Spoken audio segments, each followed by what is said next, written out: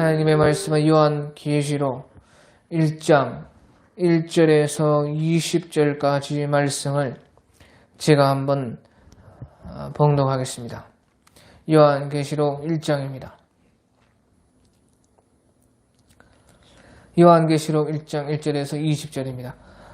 예수 그리스도의 계시라. 이는 하나님이 그에게 주사 반드시 속히 일어날 일들을 그 종들에게 보이시려고 그의 천사를 그 종 요한에게 보내어 알게 하신 것이라. 요한은 하나님의 말씀과 예수 그리스도의 증거 곧 자기가 본 것을 다 증언하였느니라. 이 예언의 말씀을 읽는 자와 듣는 자와 그 가운데 기록한 것을 지키는 자는 복이 있나니 때가 가까우니라. 요한은 아시아에 있는 7교회에게 편지하노니 이제도 계시고 전에도 계셨고 장차 오실 이와 그의 보좌 앞에 있는 7영과 또 충성된 증인으로 죽은 자들 가운데서 먼저 나시고 땅의 임금들의 머리가 되신 예수 그리스도로 말미암아 은혜와 평강이 너희에게 있기를 원하노라. 우리를 사랑하사 그의 피로 우리 죄에서 우리를 해방하시고 그의 아버지 하나님을 위하여 우리를 나라와 제사장으로 삼으신 그에게 영광과 능력이 세세도록 있기를 원하노라. 아멘. 볼지어다 그가 구름을 타고 오시리라. 각 사람의 눈이 그를 보겠고 그를 찌른 자들도 볼 것이요 땅에 있는 모든 족속이 그로 말미암아 애곡하리니 그러하리라. 아멘. 주 하나님이 이르시되 나는 알파와 오메가라. 이제도 있고 전에도 있었고 장차 올 자요 전능한 자라 하시더라. 나 요한은 너희 형제요 예수의 환난과 나라와 참음에 동참하는 자라. 하나님의 말씀과 예수를 증언하였으므로 말미암아 밤모라 하는 섬에 있었더니 주의 날에 내가 성령에 감동되어 내 뒤에서 나는 나팔 소리 같은 큰 음성을 들으니 이르되 네가 보는 것을 두루마리에 써서 에베소, 서머나, 버가모, 두아디라, 사대, 빌라델피아, 라오디게아 등 7교회에 보내라 하시기로. 몸을 돌이켜 나에게 말한 음성을 알아보려고 돌이킬 때에 7 금촛대를 보았는데 촛대 사이에 인장한 더니가 발에 끌리는 옷을 입고 가슴에 금띠를 띠고 그의 머리와 털의 희기가 흰 양털 같고 눈 같으며 그의 눈은 불꽃 같고 그의 발은 풀무불에 달려난 빛난 주석 같고 그의 음성은 많은 물소리와 같으며 그의 오른손에 7 별이 있고 그의 입에서 좌우에 날선 검이 나오고 그 얼굴은 해가 힘있게 비치는 것 같더라. 내가 볼 때에 그의 발 앞에 엎드려져 죽은 자같이 되매 그가 오른손을 내게 얹고 이르시되 두려워하지 말라. 나는 처음이요 마지막이니 곧 살아있는 자라. 내가 전에 죽었었노라. 볼지어다 이제 세세토록 살아있어 사망과 음부의 열쇠를 가졌노니 그러므로 네가 본 것과 지금 있는 일과 장차 될 일을 기록하라. 네가 본 것은 내 오른손에 7 별의 비밀과 또 7 금촛대라. 7 별은 7 교회의 사자요. 이 사자란 말은 천사란 말입니다. 교회의 천사요. 7 촛대는 7 교회니라. 네, 이 계시록은 대단히 중요하지만 또 대단히 복잡하고 또 쉽게 알 수 있는 그런 말씀은 아닙니다. 그렇기 때문에 저도 이 말씀 가운데 틀리는 것이 있을 수가 있고 잘못 해석하는 것이 있을 수가 있습니다. 그래서 그런 것을 감안하고 또 스스로 하나님의 말씀을 잘 살펴서 듣고 또 참고하도록 오늘 특강을 하는 것입니다. 하지만 이 주의 또 계시록의 이 특강이 듣는 사람들마다는 그 많은 질문과 여러 가지 생각해 볼 것은 많이 있을 것입니다. 그것은 제가 그렇게 했고 그 가운데서 또 계시록을 풀 수 있었기 때문에 그렇습니다. 그래서 그렇다고 해서요, 우리가 계시록을 절대 칼빈과 같이 손을 못 댄다 하는 그런 것은 아닙니다. 이 계시록의 말씀도 우리가 읽고 듣고 지키라고 하나님께서 우리에게 주신 것이고, 또 더욱이 예수님께서 이제 재림하실 때가 가까울수록 이 요한계시록이 점점점 더 밝게 드러날 것입니다. 그래서 오늘 1장 1절부터 차근차근 오늘 특강으로 한번 하겠습니다. 예수 그리스도의 계시라, 예수님이 주신 계시라는 그런 뜻인데, 이는 하나님이 그에게 주사, 하나님께서 우리 예수님에게 주사 반드시 속히 일어날 일들을 그 종들에게 보이시려고, 그래서 이 계시록 말씀은 속히 일어날 일들이라는 뜻입니다. 그래서 이것을 가지고요, 속히 일어날 일들인데 어떻게 지금까지 이렇게 속히 다 일어나지 않았는가, 그렇게 질문할 수가 있습니다.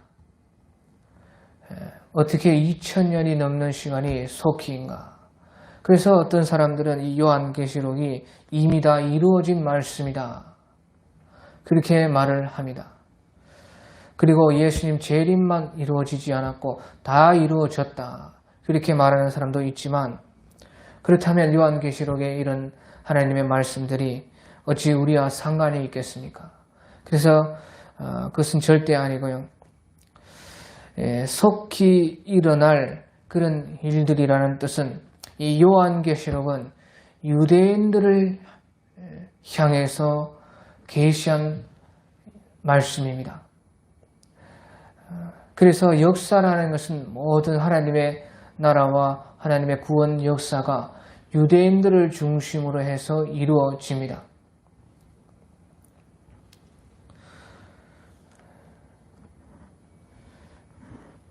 그래서 이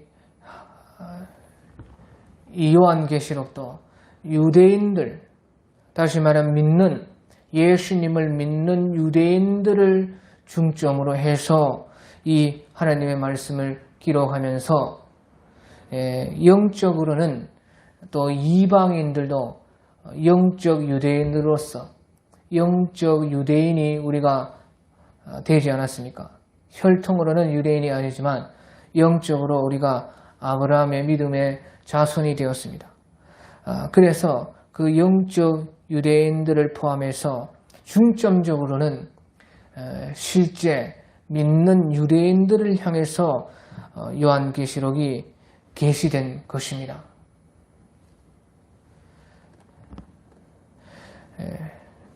그래서요, 이 유대인들에게 속히 일어날 일들이라, 그렇게 보면은 속히 일어날 일들이라는 것이 답이 나옵니다. 다시 말하면요, 믿는 유대인들에게는요, 이방인의 때가 해당이 안 됩니다.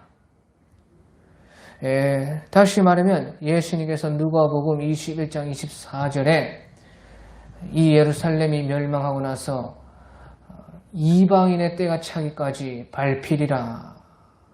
이방인의 때가 찬다는 것은 이방인들이 복음을 믿어야 되고, 또 이방 세계가 완전히 멸망에 가깝게 타락이 되어져서 악이 가득 차는 그것을 이방인의 때가 차기까지 예루살렘이 짓밟힌다 하는 것입니다.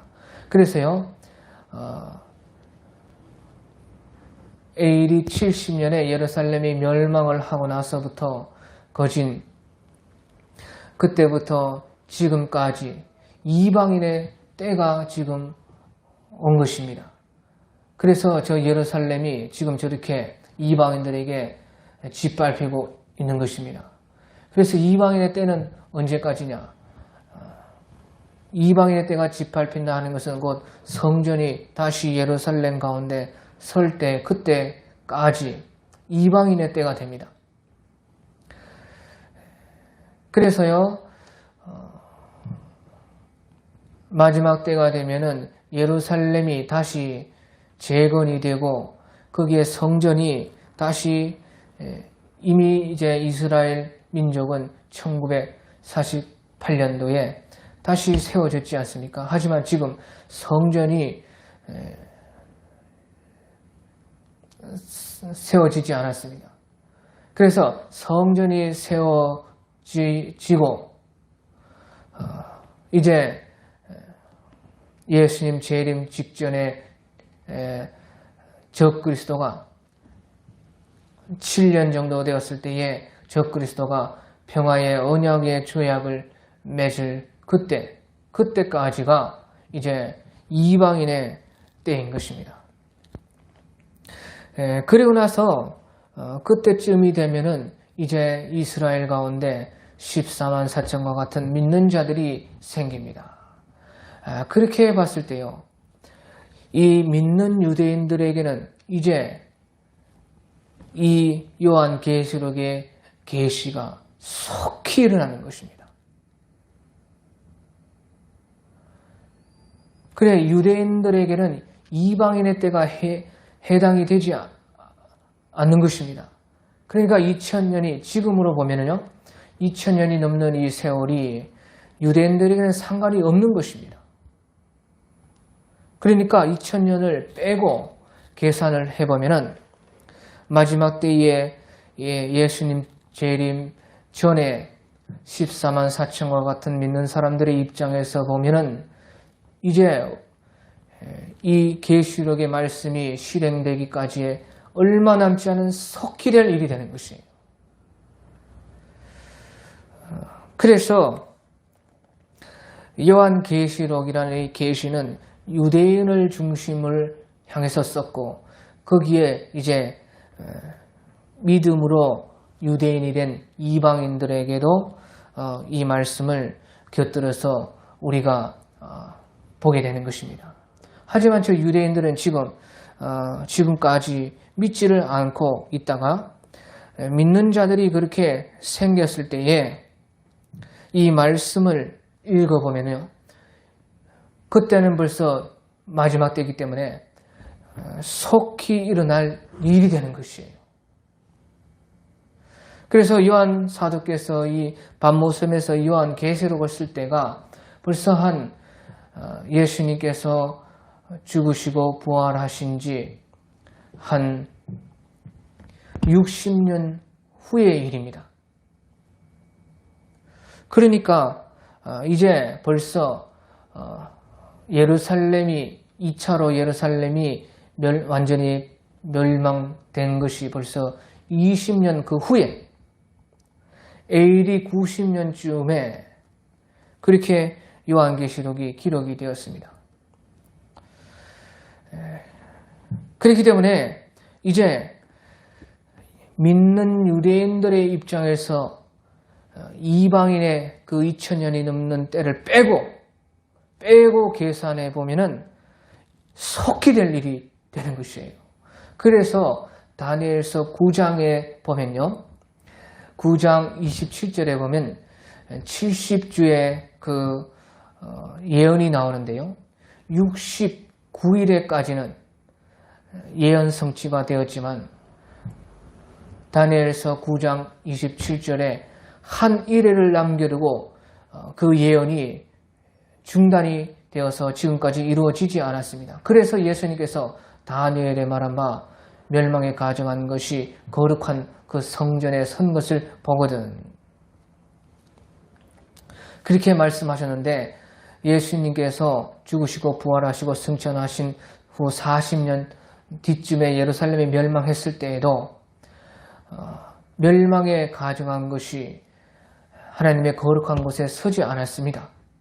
그러니까 예수님께서 누가복음 21장 24절에 말씀하신 것과 같이 예루살렘이 멸망당하고 이방인의 때가 차기까지 완전히 짓밟히고 나서 다시 성전이 생겨서 그 성전에 멸망에 가정한 것이 세워질 그때가 이제 그 한 일에 남은 때인 것입니다. 그래서 한 일의 시작은 그 적그리스도가 나타나서 어떤 한 왕이 나타나서 언약을 수많은 사람들과 언약을 맺으리니 그것은 평화의 언약인데요. 그 평화의 언약을 맺는 것이 7년 대환란의 시작이 되는 것입니다.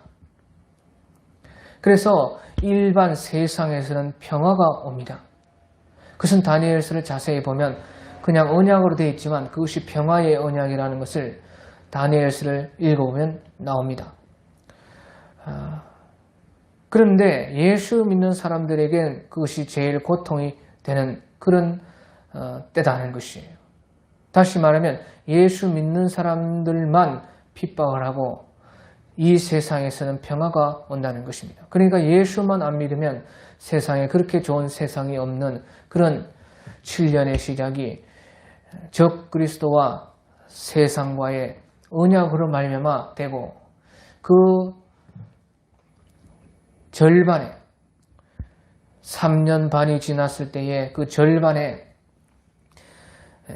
그 성전의 멸망이 가져간 것을 세우고 미운 물건이 날개를 의지하여서 성전 옆으로 우상이 적 그리스도의 우상이 우리가 계시록 13장에 보는 것처럼 그렇게 서게 된다는 것입니다. 그래서 그 69일에와 한 일의 사이에 그 간격이 그렇게 왜 차이가 나느냐? 69일에는 예수님께서 죽으시고 부활하심으로 예언 성취가 되는데 마지막 한 일에만 남았다 그겁니다. 그것은 성취가 되지를 않았습니다. 그런데 그것이요 유대인 중심을 가지고 예언을 하니까 그런 예언이 나오는 것이에요. 69일에와 유대인들이 관련이 있고 또 나머지 한 일에와 유대인들이 관련이 있고 그래서 다니엘도 예언할 때에 유대인들에게 해당하는 것만 예언하고 보는 것입니다. 근데 그 중간에 바로 이방인의 때가 있기 때문에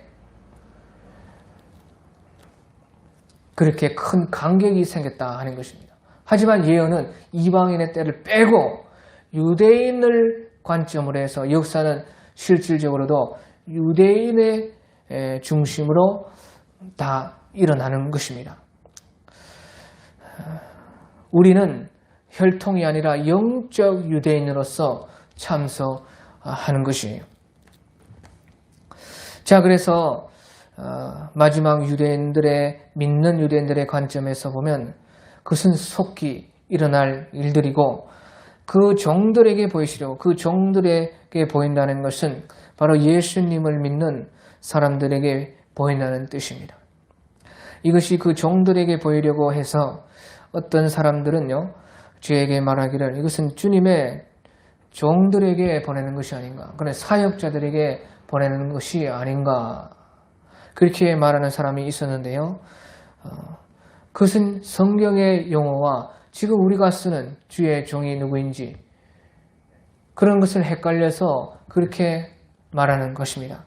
그 종들에게 보이려고, 만약에 이것이 사역자들에게 보낸다 하면 요한계시록은 사역자들만 읽으라는 그런 뜻이 되겠지요.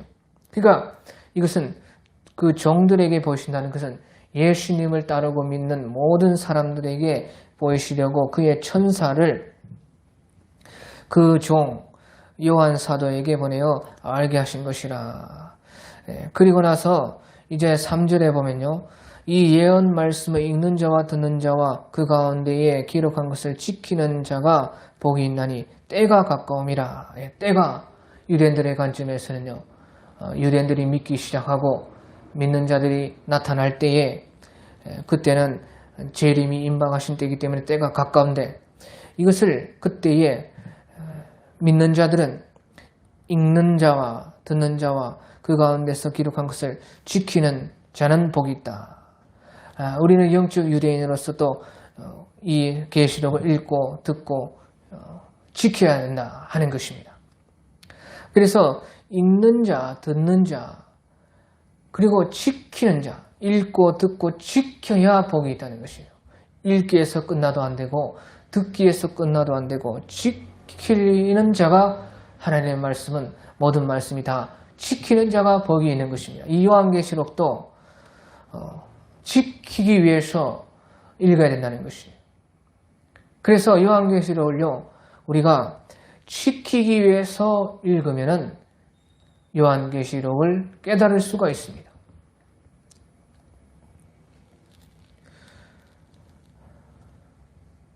지키기 위해서 이 하나님의 말씀대로 내가 살아서 반드시 승리하고 이겨야 되겠다 하는 그런 사람들이 이 요한계시록의 말씀을 깨달을 수가 있는 것입니다.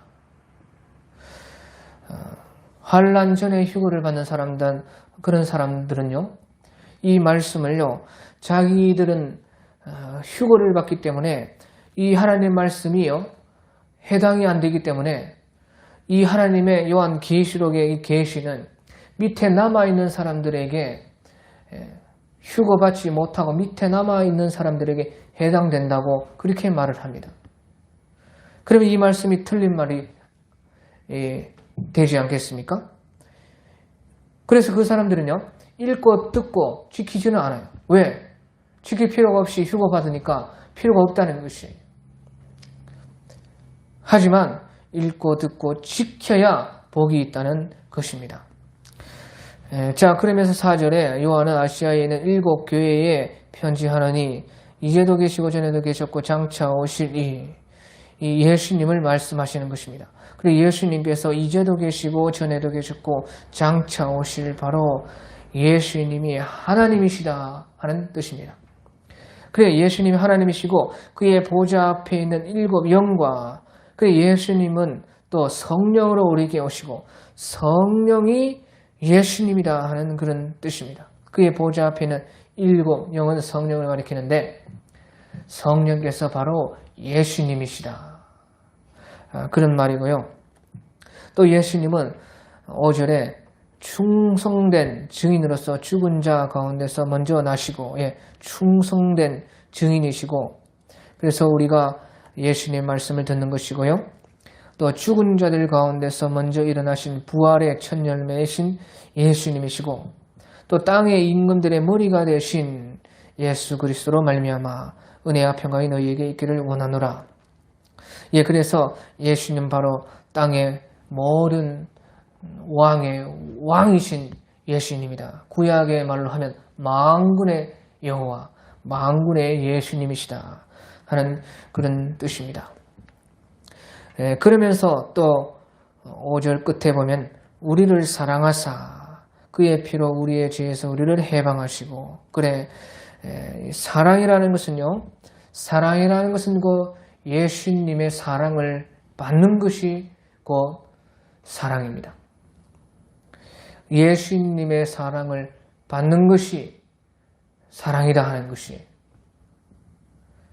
그래, 사랑은 받은 사람만 할 수 있습니다. 사랑을 얼마나 크게 받았냐에 따라서 자기도 사랑을 할 수가 있습니다. 예수님은 우리를 사랑하시되 그의 피로 자기의 피와 살을 우리에게 주어서 우리 죄를 우리를 해방하시고, 그래서 예수님을 믿는다 하는 것은, 믿음이라는 것은 그의 피를 믿음입니다. 사랑이라는 것은 그 사랑을 받는 것이요, 우리의 믿음이라는 것은 예수님의 피를 믿어서 그 피로 말미암아 우리를 죄에서 해방하시는 분이시다 하는 것을 믿는 것인데요. 6절에 그의 아버지 하나님을 위하여 우리를 나라와 제사장으로 삼으신 그에게 영광과 능력이 세세토록 있기를 원하노라. 아멘. 그렇게 말씀했습니다. 그래서 예수님께서는요, 그 아버지 하나님을 위해서 우리를 나라를 삼으시고 제사장으로 삼으셨다. 그렇게 말씀을 했어요. 우리를 나라로 삼으셨다는 것은요, 바로 우리에게 천국이 이루어졌다는 것입니다. 우리를 통해서 우리에게 천국이 이루어지게 하신다. 또 제사장으로 삼으셨다는 것은 바로 우리를 통해서 천국이 전파되게 하신다는 뜻입니다. 제사장은 중간에서 어떤 역할을 하는 제사하는 사람이 제사장인데요.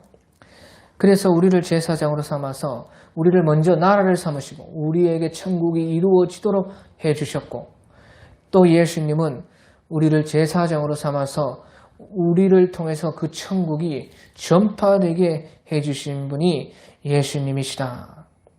그래서 우리가 베드로전서 2장 9절에 보면 너는 택하신 족속이요 왕같은 제사장들이요 그의 거룩한 나라요, 거룩한 나라, 바로 천국 하나님의 나라요, 그의 소유된 백성이니 이는 너희로 그의 기이한 빛에 들어가 계신 아름다운 덕을 선전하게, 아름다운 덕을 전파하게, 천국을 전파하게 하려 하심이라. 그렇게 말씀을 하고 있는 것입니다. 그래서요, 모든 우리 이 계시의 중심이 예수님이시다 하는 것입니다. 예수님이 계시를 주셨고, 또 이 계시에 전하는 것도 사실은 이 예수님이다 하는 것입니다.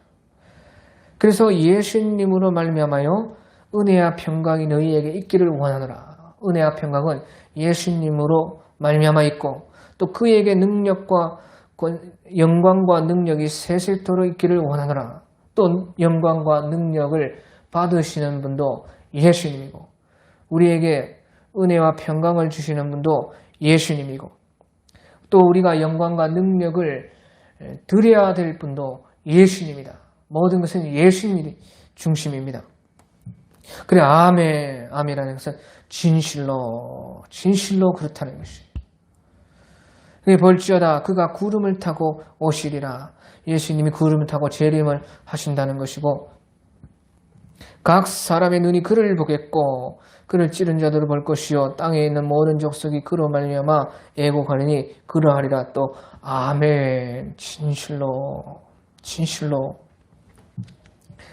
그래서요, 구름 타고 예수님이 재림하셨는데 각 사람이 그를 보겠다는 것이, 우리 모두 한 사람 한 사람이 다 예수님을 본다는 뜻입니다.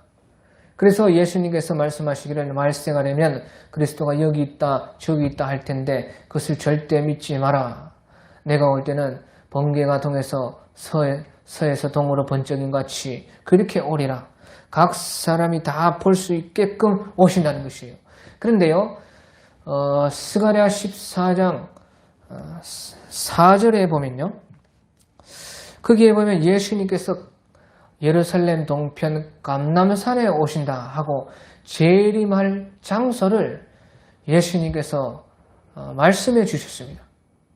예수님의 재림은 어디 하시냐? 예루살렘 동편 감람산에 그의 발이 서실 것이요. 그렇게 스가랴 14장 4절에 말씀을 하고 있는 것입니다. 그런데 희한하게 각 사람은 또 보게 된다는 것이에요. 예수님이 예루살렘 동쪽 감람산에 그의 발이 임하실 텐데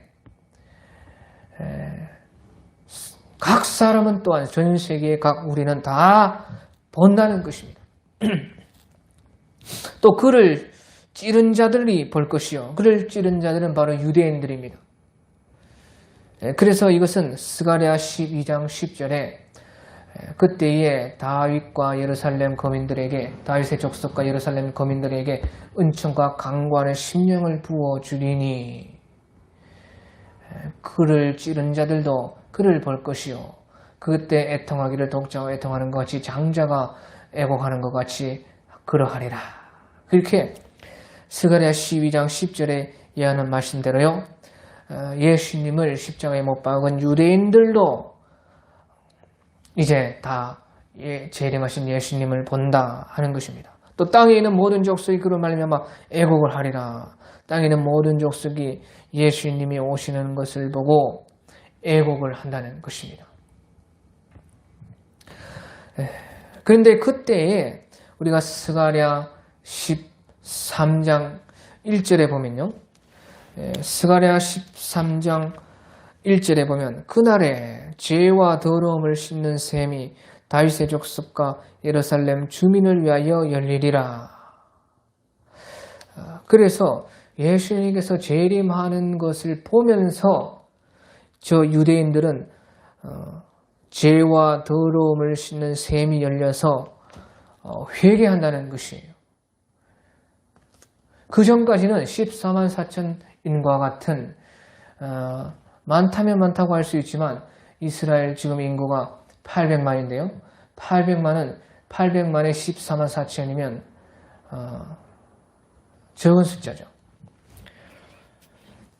그러니까 예수님이 오기 전까지는 그들은 절대 회개 안 하고 적은 숫자 14만 4천 정도만 예수님을 믿고 그 나머지 사람들이 죄와 더러움을 씻는 셈이 열려서요.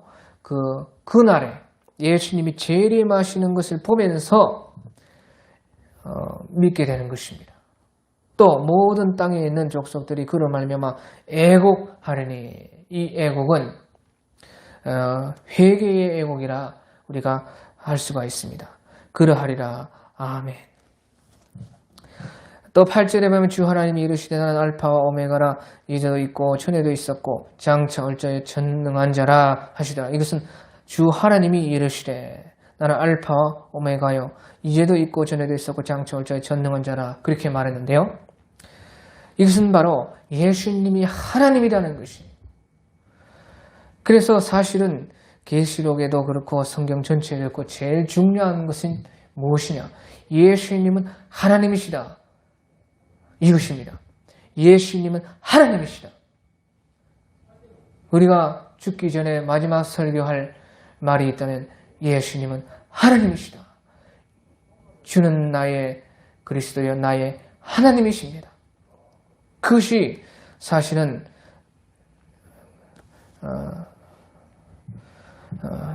제일 큰 말이 되는 것입니다. 바로 나는 알파 오메가 이제도 있었고 전에도 있었고 장차 올 자요. 그렇게 하나님 말씀하셨는데 우리가 4절에 봐도요. 4절에 예수님께서 이제도 계시고 전에도 계셨고 장차 오실 그분이 예수님이시다. 또 우리가 17절에 보면요. 17절에 예수님께서 두려워하지 말라 나는 처음이요 마지막이니. 그래서 이 8절의 말씀과 같이 하나님께서 나는 알파의 오메가라 이제도 있고 전에도 있었고 장차 올 자요 전능한 자라 한 그 말과 예수님께서 자신을 말씀하신 그 말씀이 같다고 말합니다. 그 말은 예수님이 곧 하나님이시라는 것입니다. 이 한 가지만 알아도요. 사실 계시록을 하나도 다 몰라도 그 한 가지만 지킨다면은 순교자가 될 수 있고 순교자의 반열에 갈 수가 있고 이 모든 환난과 계시록에 나온 모든 것을 다 사실은 이길 수가 있습니다. 예수님은 하나님이시다. 이 믿음만 지킨다면요. 그러면서요 9절에 보면 나 요한은 너희 형제요 예수의 환난과 나라와 참음에 동참한 자라. 그래 이 사도 요한께서는 우리와 같은 사람이요. 또 예수의 환난과 나라와 참음에 동참한 자라. 그래서 이 사도 요한께서도 우리와 같은 사람인데 예수님의 그 환난에 참여했다는 것이에요. 또 나라와 그 참음에 인내함으로 참음에 동참하라 했다. 그래서요. 이런 환난이 다 우리에게도 온다는 뜻입니다. 사도 요한께서도 그 환난과 나라와 참음에 동참을 했다는 것이에요. 우리도 다 이런 환난과 나라와 참음에 동참하는 자들이 되는 것입니다. 어느 순간에 갑자기 7년 전에 휴거를 받거나 아니면 환난 중에 7년 중에 그 반에 무슨 휴거를 받거나 하늘로 사라진다거나 환난을 면하여진다거나 세상에서 데려감을 당하거나 그런 일은 없는 것입니다. 그런 일은 없다는 것이에요. 나 요한은 너희 형제요. 내가 먼저 나도 이와 같이 환난과 나라의 참에 동참했으니 너희들은 나의 형제다. 너희들도 이러한 일을 겪을 텐데 이러한 일을 준비하고 승리해라. 그런 말이죠. 그래서 예수님의 환난에 동참했다는 것은 복음으로 말미암아 고난을 받고 그게 이겼다는 것이고 또 참음으로 인내했다는 것입니다. 그런데 중간에요. 예수의 환난과 나라와 참음에 나라, 그럼 나라는 무엇인가? 예수님의 나라는 바로 이 환난과 인내를 통해서 들어갈 수 있는 나라라는 것이에요. 어느 날 갑자기 환난을 피해서 휴거받고 사라지는 그런 것이 아니라는 것이에요. 그 환난을 통과하고 참아내는 자가 거기에서 죽기까지 자기 생명을 아끼지 않고 이긴 사람이 예수님의 나라에 들어가는 것이에요. 거기에 합당하다는 것입니다. 그래서 하나님의 말씀과 예수의 증언을 하였으므로 말미암아 반모라는 섬에 있었다. 그래서 반모섬에서 사도 요한께서 이 말씀을 계시했던 것입니다. 그리고 10절에 보면 주의 날에 내가 성령에 감동되어 내 뒤에서 나팔 소리 같은 큰 음성을 들었다. 그래, 주의 날에, 주의 날이라는 것은 바로 주일이 아닙니까? 안식 후 첫날 예수님께서 부활하시고 오순절에 성령이 강림했고 또 구약에도요 출애굽하고 나서 오순절에 시내산에 도착해서 거기에서 하나님께서 강림하셨습니다. 그래, 주의 날, 주일에 예수님이 부활하신 날, 안식 후 첫날, 그 날에 내가 성령의 감동이 됐다.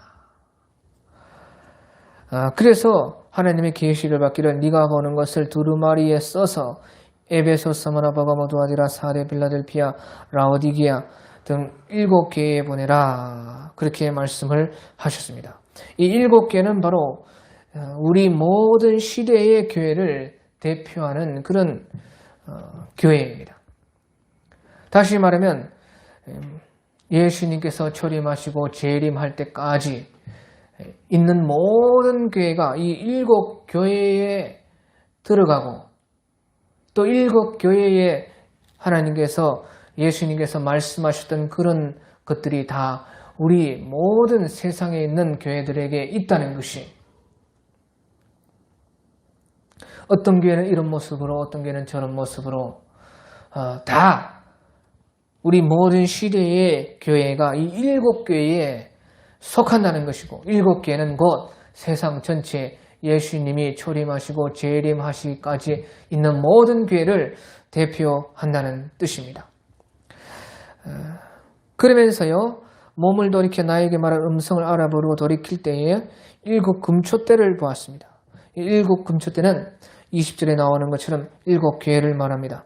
그때의 촛대 사이에 인자 같은 예수님이 발에 끌리는 옷을 입고 가슴에 금띠를 띠고 그의 머리와 털의 희기가 흰 양털 같고 눈 같으며 그의 눈은 불꽃 같고 그의 발은 풀무에 단련한 빛난 주석 같고 그의 음성은 많은 물소리와 같았다. 그러면서 16절에 그의 오른손에 7 별이 있고, 오른손이라는 것은 권능의 손이요 힘의 손이지요. 또 모든 것에 능한 손이 오른손입니다.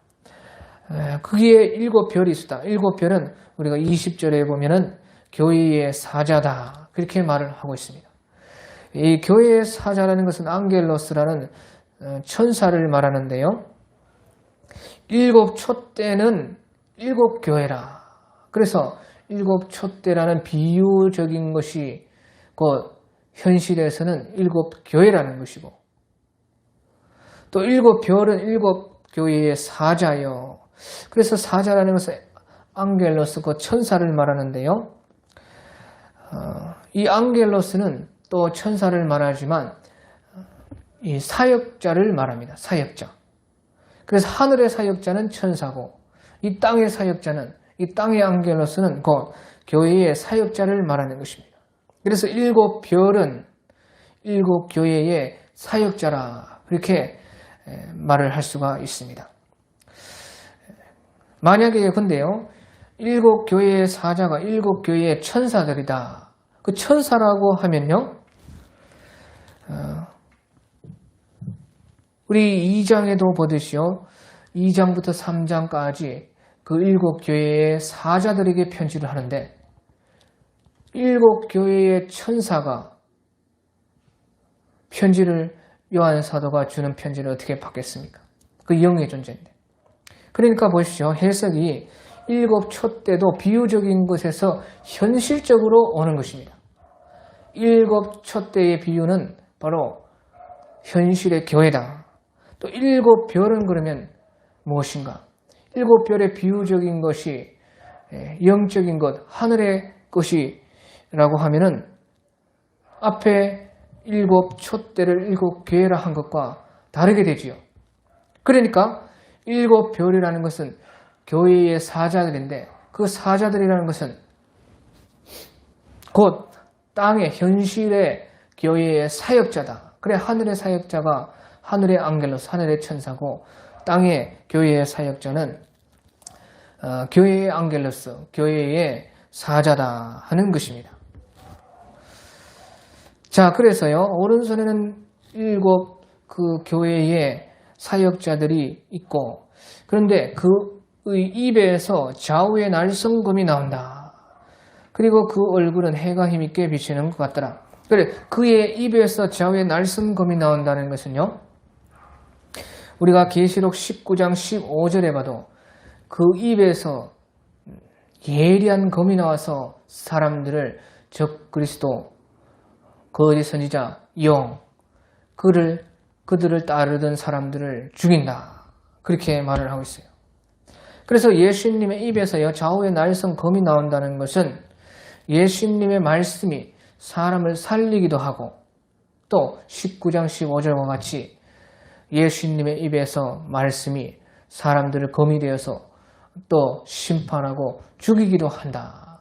그래, 말씀은요, 좌우의 날선 검이다. 한편으로는 그를 믿고 따르면은 주의 말씀이 우리를 살리고 그 말씀을 싫어하고 부인하면은 그 말씀이 우리를 심판하고 죽이는 것입니다. 그래서 예수님께서도 너희를 심판하는 이가 있으니 그 너희의 이 말이 너희를 심판하는 자가 있으니 그 너희의 그 모세요. 또 다른 말씀에 내가 하는 말이 심판하리라. 그러니까 모세가 심판하는 것도 율법 말씀을 가리키고 예수님이 심판할 때에 그 말이 예수님은 모든 사람을 구원하시려고 하지만 그 말이 공의가 되어서 심판을 한다. 그래서 또 신약에 보면은 너희가 이 말에 걸려 넘어지게 하는 이 말이 너희를 걸려 넘어지게 하는 돌이 되었다. 그런 말씀이 있죠. 그래서 하나님의 말씀은 양쪽인데요. 살리기도 하고 죽이는 그런 하나님의 말씀이고 중간은 없습니다. 중간에 서서 여기도 아니고 저기도 아니고 그럴 수는 없다는 것이에요. 살려면 살고 죽으려면 죽어라. 따르려면 따라야 되고 아니면은 심판받고 죽기를 택하든지 그것이 하나님의 말씀이요 예수님의 말씀이다 하는 것이. 그리고 나서요 이제 18절에 보면요 17절 마지막부터 두려워하지 말라 나는 처음이요 마지막이니 예수님께서 처음이요 마지막이고 18절에 곧 살아있는 자라 내가 전에 죽었었노라 벌지어다 이제 세세로 살아있어 사망과 음부의 열쇠를 가졌노니 사망과 음부로 예수님께서 보낼 수가 있는 권세가 있고 19절에 그러므로 네가 본 것과 지금 있는 일과 장차될 일을 기록하라 그렇게 말씀을 하셨습니다. 그래서 우리 17절 18절의 예수님의 모습 또 우리 5절 6절 거기에 나오는 예수님의 모습이 여러 가지가 있죠. 예수님이 어떤 분이시고 예수님이 어떤 모습으로 나타나는지 또 14절 13절 14절 15절에도 이 요한계시록 1장에 예수님의 어떤 모습이 나옵니다. 그런데 이 예수님의 모습이요 하나 아니면 둘씩 7교회를 말할 때에 나오고 있습니다. 1장에 나오는 예수님의 모습들 중에 한두 가지가 2장 3장에 있는 7교회들에게 편지할 때 한두 가지씩 그렇게 나온다 하는 것이. 그래서 에베소 교회를 향해서는요. 2장 1절에 보면 일곱 별을 붙잡고 일곱 금촛대 사이를 거니시는 이. 그런 일곱 별을 붙잡고 일곱 금촛대 사이를 거니시는 그 예수님의 모습이 에베소 교회에 나오고, 또 8절에 보면 2장 8절에 보면 처음이요 마지막이요 죽었다가 살아나신 이. 그래서 서머나 교회에는 처음이요 마지막이요 죽었다가 살아나신 이의 예수님의 모습이 나오고, 또 2장 12절에 보면 버가모 교회에서요 좌우에 날선 검을 가지신 이가 가라사대. 좌우에 날선 검을 가지신 예수님의 모습이 버가모 교회에 나옵니다. 또 18절에 보면요. 두아디라 교회의 사자에게 편지하라. 그 눈이 불꽃 같고 그 발이 빛난 주석과 같은 하나님의 아들이 이르시되. 그래서 두아디라 교회는요. 예수님의 그 눈이 불꽃 같고 그 발이 빛난 주석과 같은 그 하나님의 아들의 모습이요.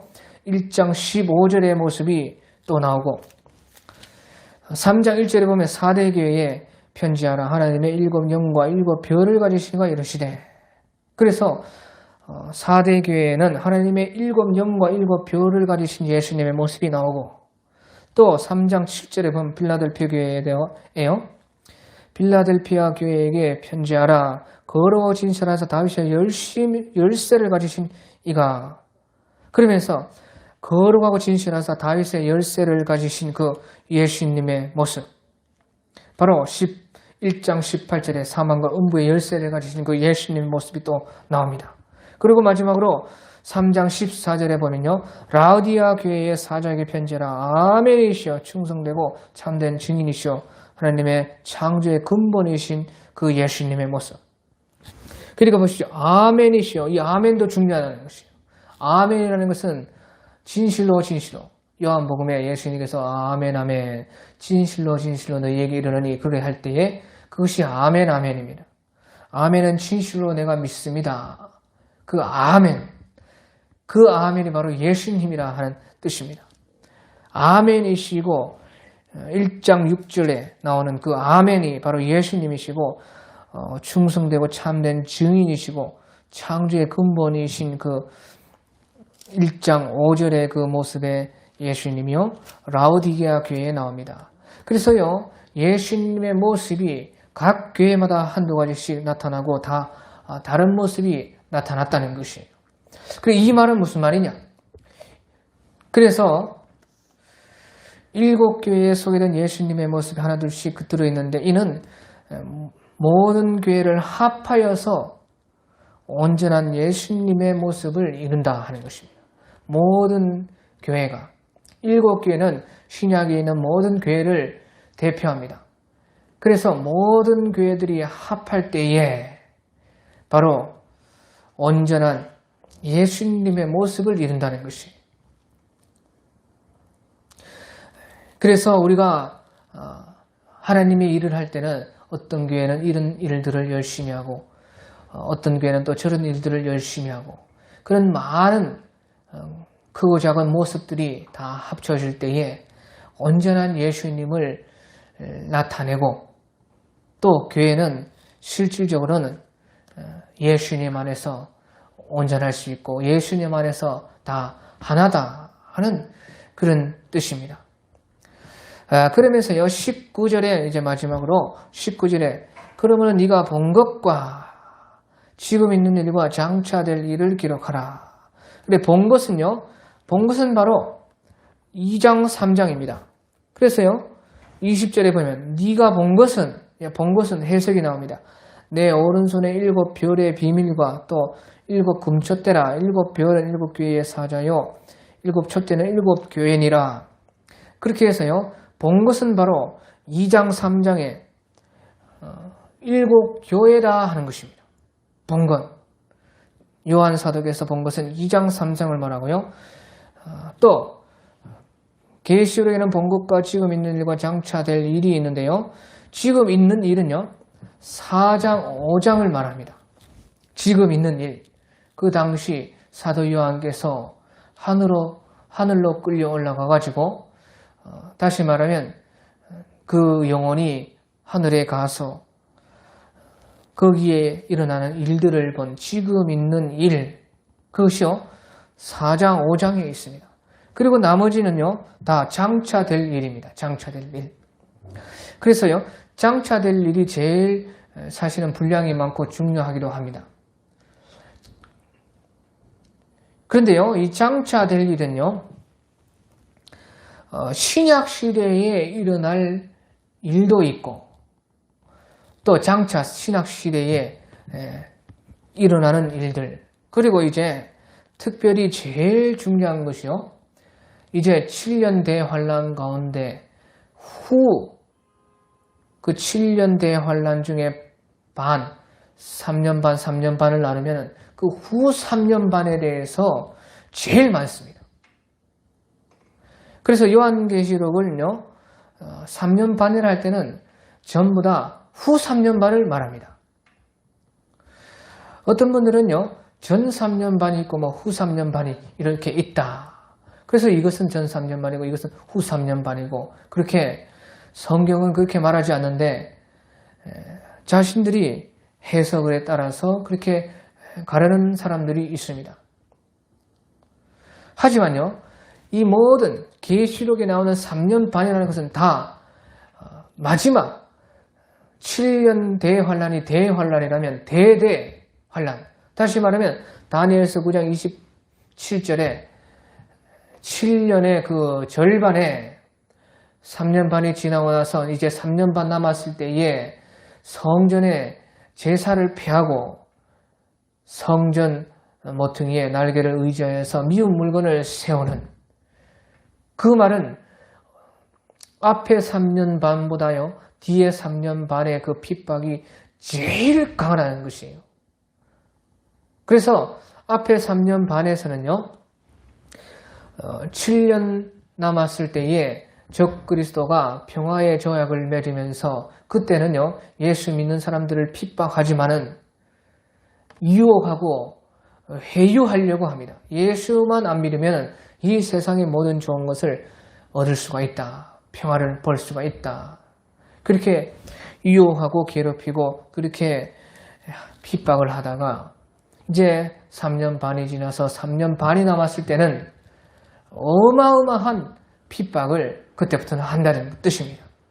그 핍박이 다 이제 계시록에서 3년 반이라 했을 때는 다 그 핍박을 말하는 것입니다.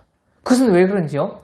제가 앞으로 이제 계시록을 해 나가면서 그것을 이제 설명을 하겠습니다. 그리고요 7년 대환란이라 할 때 그 7년이 정확히 이 계시에서 언제 있는지는 알기가 좀 어렵습니다.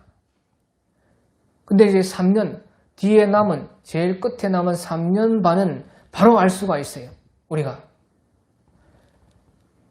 그래서 용이 하늘에서 떨어져서 아이를 낳은, 예수님을 낳은 재림 예수님입니다. 재림 예수님을 낳으려고 하는 그 여자를 핍박하는 것이, 그때의 여자가 광야로 피신하고 재림 예수님을 탄생하고 그때의 3년 반이 있을 때에 광야에서 양육을 받는다. 그때는 이제 3년 반의 기간입니다.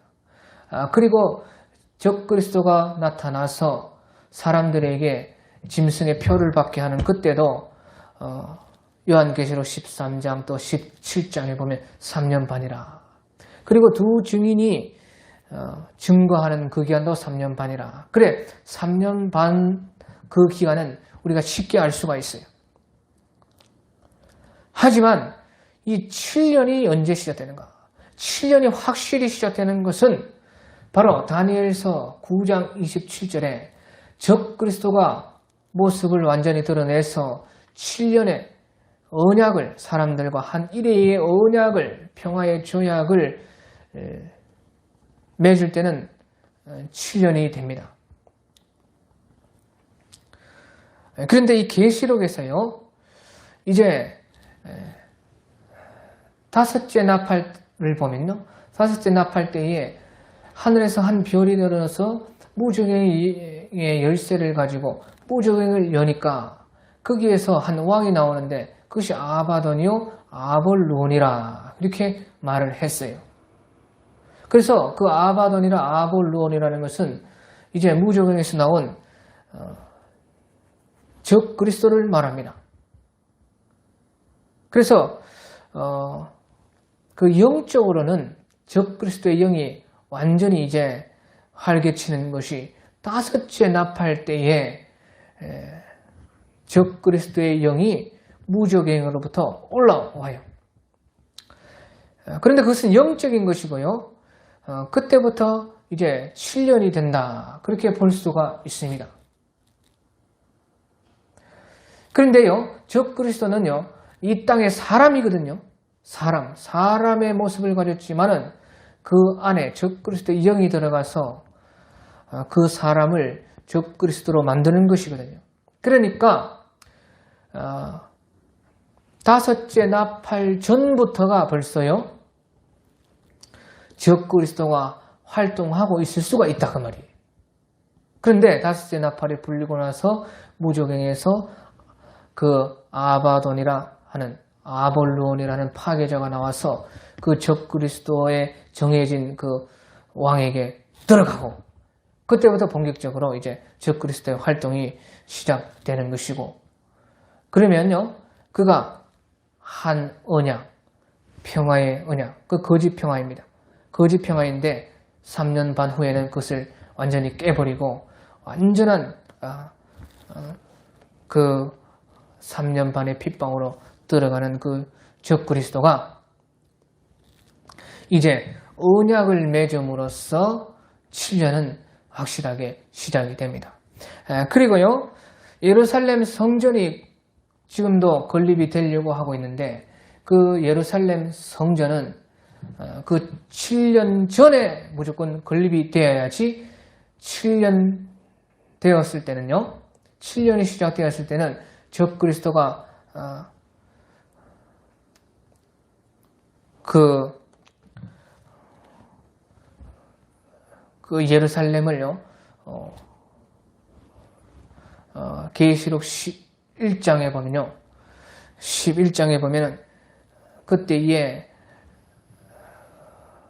네가 하나님의 성전과 제단과 그 안에서 경배하는 자들을 측량하라.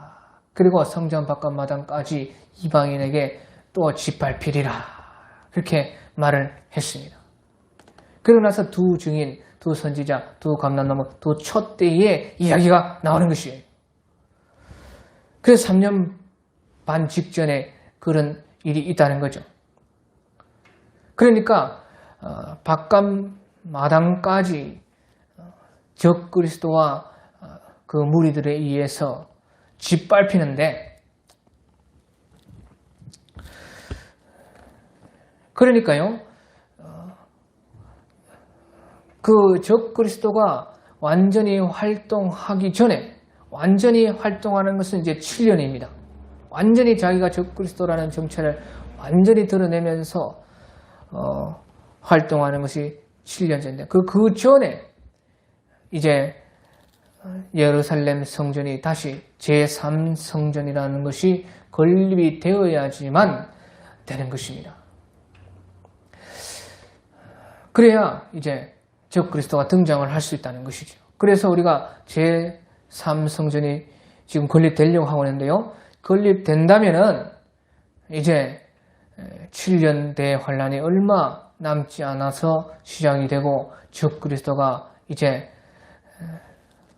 본 모습을, 적 그리스도의 행세를 하기를 시작을 한다 하는 것입니다. 그런데요, 이런 모든 것을요, 요한계시록을 해석하는 사람들 중에 모든 것을 영적으로 해석하는 사람들이 있습니다. 저도 그렇게 해석을 했었어요. 그래서 요한계시록을 사실은 지금까지 잘 해석을 못했던 거죠.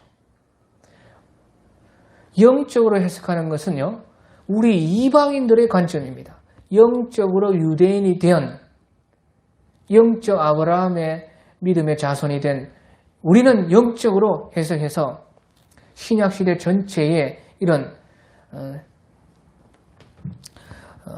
마지막 때의 모형들의 그런 것들이 일어나죠. 예를 들어서 우리나라에 일본 천황을 섬기라 하는 그런 일들, 적그리스도가 나타나고 7년 동안 대박해를 하고 그래서 감옥에 7년 동안 7년 가까이 살고 해방되고 어떤 사람은 죽임을 당하고 그런 것은 다예요.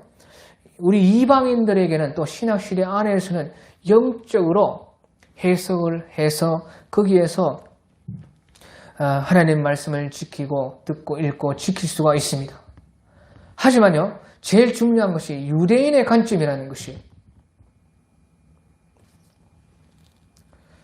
그래서 하나님의 성전이라 하는 요한계시록의 11장에 나오는 그런 것도 영적으로 해석해서 무슨 교회다. 그렇게 할 수가 있습니다. 그런 것은 이방인들의 관점에서 그렇다는 것이에요. 중요한 것은 유대인의 관점이라. 요한계시록에 들어야 되는 첫 사람들은 바로 믿는 유대인들입니다. 유대인들. 또 역사의 중심은 다 유대인들을 중심으로 하나님의 나라, 세계의 역사가 유대인들을 중심으로 하나님은 운행을 하십니다. 그런데요, 유대인들의 예언이 이루어질 때는 영적으로 이루어지지 않습니다. 유대인들에게는 바로 문자적으로 성경 예언이 이루어져요. 그래서 어떻게 할 수 있습니다? 어떻게 할 수 있습니까? 우리가요, 예수님께서 이루어 주신 예수님이 초림했을 때에 이루신 그런 예언들을 보면 알 수가 있습니다. 시편 22편 18절에서요. 내 겉옷이 나누이고 내 속옷이 제비 뽑나이다. 내 겉옷을 나누며 내 속옷을 제비 뽑나이다 하는 그런 말씀이 있죠. 그 말씀이 영적으로 이루어졌습니까? 그렇지 않죠. 그대로 이루어져, 그대로. 그래서 예수님의 겉옷이 나누어지고 속옷이 제비 뽑아지고 그래서 네 조각으로 찢어서 가져갔다. 그런 말이 그대로 나오는 것이에요. 또 그는 겸손하시어 나귀 새끼를 타리라. 그렇게 스가랴서에서 예언을 했는데요. 예수님께서 초림해서 유대인들 가운데 오셨을 때에 그 말씀이 영적으로 무슨 나타났습니까? 그대로 문자 그대로 예수님은 그 말씀을 성취하기 위해서 나귀 새끼를 친히 탔다는 것이에요. 그러니까 모든 말씀 예수님이 우리가 복음서에 보면 이러한 말씀을 이루려 함이라. 이러한 말씀을 이루려 함이라. 마지막에 잡혀가면서도요. 스가랴서에 목자가 잡힐 때에 양들이 흩어지리라. 그것도요. 예수님께서 제자들이 예수님이 잡힐 때 흩어짐으로 그 말씀이 이루어졌다는 거예요. 그래 문자적으로 이루어졌다는 것입니다. 또 스가랴서 12장 10절에 그를 찌른 자들이 볼 것이요 했는데 그 말씀이 예수님의 초림 때는 실제로 예수님의 옆구리에 창을 찔러가지고 물과 피를 쏟아가지고 그 찌른 자가 예수님을 확실히 죽은 것이에요. 예수님은 완전히 죽음을 정복하기 위해서 죽음을 죽으신 것을 그 찌른 자가 보고 확인했다는 것입니다. 그런 말씀들은 전부 다요 말 그대로 이루어져요. 엘리야와 같은 사람이 나타날 것이다 하니까 바로 세례 요한이 세례 요한이 나타났다는 것입니다. 그래서 영적 유대인이 된 우리에게는 이 모든 말씀이 영적으로 해석이 될 수가 있습니다. 3년 반도요. 어떤 사람들은 3년 반이 긴 어떤 계시록에 나온 1260일 42달 3년 반 그것이 신약시대라는 것이에요. 그것은 우리가 볼 때 맞을 수 있어요. 신약시대에 크고 작은 이 대환란의 그림자들이 많이 있었고 우리나라도 있었던 것입니다. 하지만 이 예언의 말씀은 유대인들에게 첫 번째로 주신 것이고 믿는 유대인들이 읽었을 때에 그들이 그 예언에 참여하게 되는 그 계시의 말씀입니다. 그렇기 때문에요, 유대인들에게는 문자대로 이루어지는 하나님의 말씀이에요. 그러니까 하나님의 성전이 건립된다는 것도 실제로 이제 지금 이스라엘 백성들이 아는지 모르는지요, 제3성전을 건설한다는 것이에요. 그러니까 이 하나님의 계시의 말씀이 예수님의 초림 때에 그대로 문자 그대로 이루어진 것 같이 두 증인도 그대로 이루어진다는 것이에요. 영적으로 또 그것도 교회다. 아 그래, 신약시대에 사는 우리 영적 유대인인 우리 이방인들한테는 그렇게 할 수가 있습니다. 그런 것이 다 잘못된 것은 아니에요. 그것이 유익되고 또 그렇게 해석함으로 인해서 또 우리가 그 말씀을 읽고 듣고 지킬 수 있는 어떤 그런 말씀이 될 수가 있다는 것이에요. 하지만 유대인들에게는 아니라는 것이에요. 그래서 이것이 너무나 이 요한계시록 해석에서 정말 중요합니다. 그래서요, 특히 이제 장차될 그 일에 대해서 이 믿는 유대인들을 통해서 구원 역사를 이루실 어떤 마지막 때의 계시다 하는 것이에요. 또 14만 4천도 그렇습니다. 14만 4천도 이방인이 볼 때 그것은 우리 교회다. 12 곱하기 12에다 1000을 해가지고 14만 4천 우리 모든 믿는 사람들을 말한다. 그렇게 할 수가 있습니다. 하지만 계시록에서 성경이 성경을 해석하기를요, 14만 4천은 고 어떤 지파와 어떤 지파와 어떤 지파의 그 12만 명씩 12,000명씩 해서 14만 4천이 됐다고 그렇게 해석을 하는데도 그것을 14만 4천이 유대인들이 아니다. 그렇게 할 수가 없다는 것이에요. 영적 우리가 볼 때는 그럴 수가 있습니다. 교회라고 할 수가 있고 14만 4천 같은 자들이 이방 세계에도 나오는 것이에요. 그렇지만 1차로 해석할 때는요, 14만 4천은 그 유대인이라는 것이에요. 유대인들 가운데 믿는 자라는 그런 것이죠. 그래서 유대인으로 관점에서 해석하는 것과 이방인의 관점에서 해석하는 그 차이를 잘 알고 또 이방인의 때가 다 차면은 이 계시의 말씀이 유대인들에게 실제적으로 문자적으로 이루어진다 하는 이 사실입니다.